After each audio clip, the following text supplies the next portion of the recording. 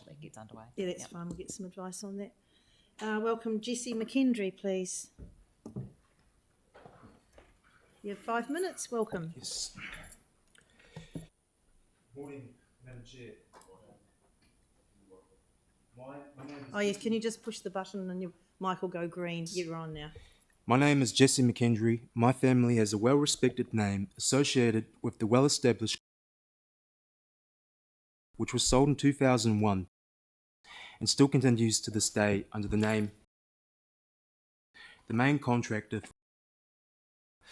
The matter that I'm raising here is in regards to the regular and consistent Palestine protests at the Bridge of Remembrance that have been recurring every Saturday since the 8th of October, and I'm no doubt that you are aware, Madam Chair, of the complete vast impact and deliberate disruption to local business for 2 hours every weekend.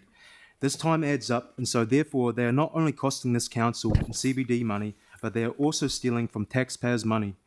There's been well-documented cases of numerous times of them vandalising private property, such as the TVNZ building, with red paint, and also at the Honourable Prime Minister Christopher Luxon's office here in Christchurch.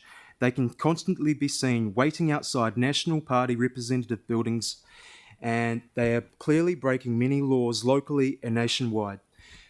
So this brings me to my first point, is that they believe themselves to be above the law, and they genuinely think that they are on a just conquest. And an example of this is on the 13th of May, we saw a demonstration of this proven attitude of one of them, a female, scaling the very roof of this building. It is therefore unacceptable of their encouragement from their leaders, John Minto and Will Alexander.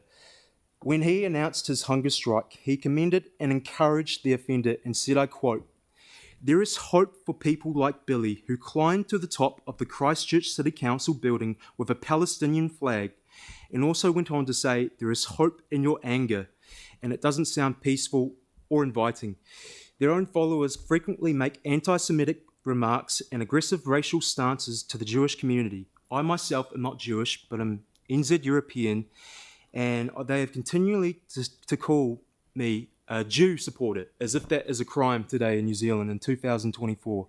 This brings me to my second point, is that they draw precise parallels to how 1930s Nazi Germany came about.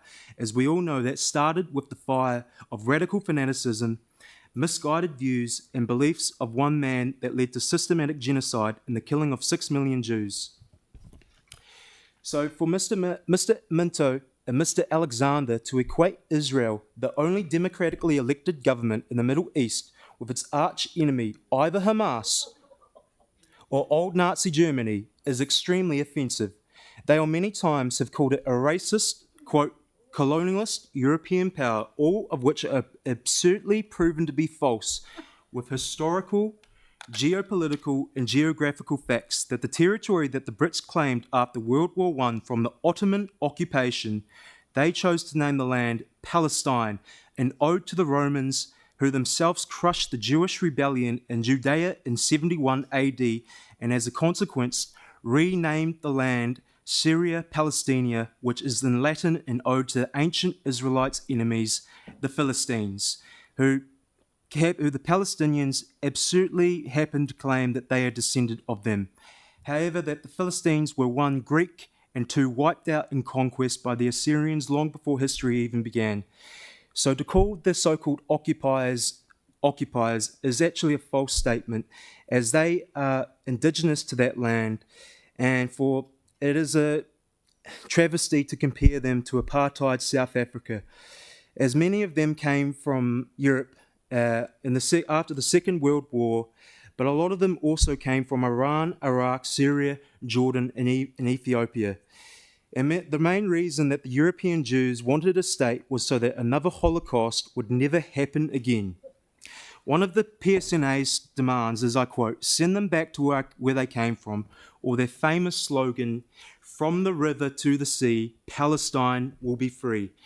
A lot of them, this brings me to my third and final point, is that a lot of them don't even know what their own slogans and catchphrases even mean. And a lot of them probably don't even know where Gaza even is. They might even think, if you decided to point it out on a map, they might choose Mexico or North Africa.